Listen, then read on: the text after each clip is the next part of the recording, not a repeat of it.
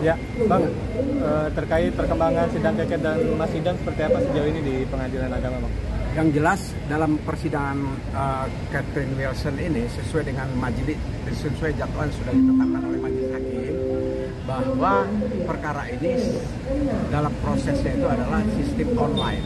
Jadi jawab menjawabnya tidak perlu para pihak ini hadir, cukup kita mengakses lewat upload dengan sistem dokumen dengan online. Itu pertama.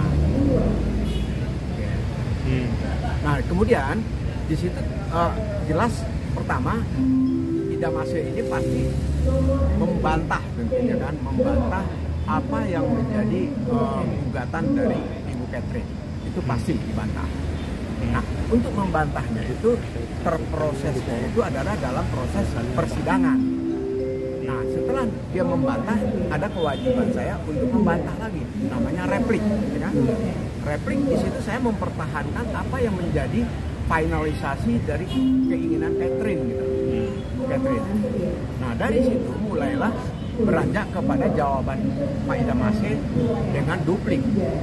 Nah, besok itu adalah acaranya pembuktian dari Ibu Catherine.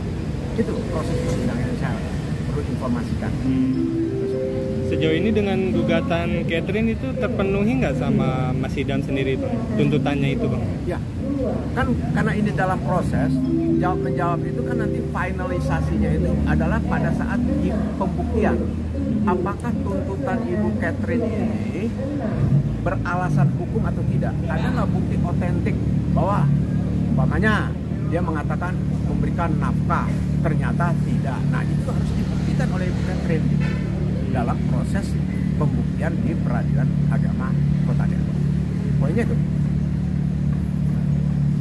Bang, kalau nggak salah Mbak Keket minta nafkah ya, Bang, ya? Ada nominalnya juga ya? Ya.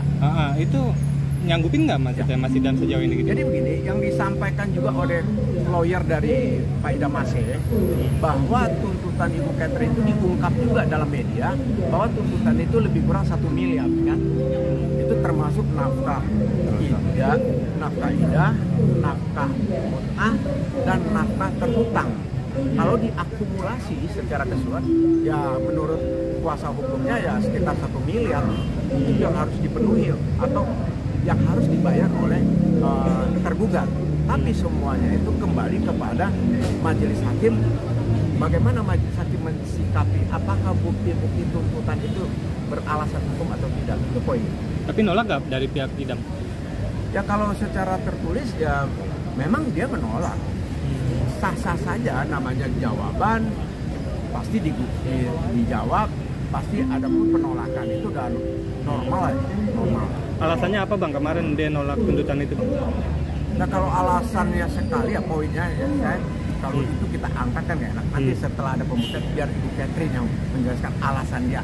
Kenapa dia tidak membayar, alasannya Ibu Catherine yang bicara nanti dalam acara pembuktian dan saksi. Dan insya Allah pembuktian dan saksi itu nanti Ibu Catherine hadir.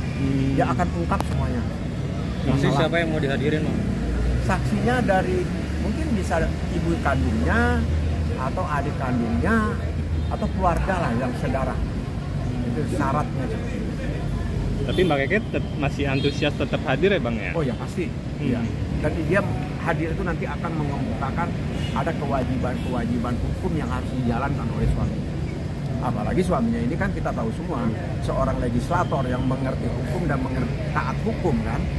Kalau itu nanti sudah menjadi finalisasi oleh hakim, sudah menentukan, ya mau tidak mau ya itu sudah menjadikan satu peraturan atau undang-undang oleh para pihak yang harus ditaati.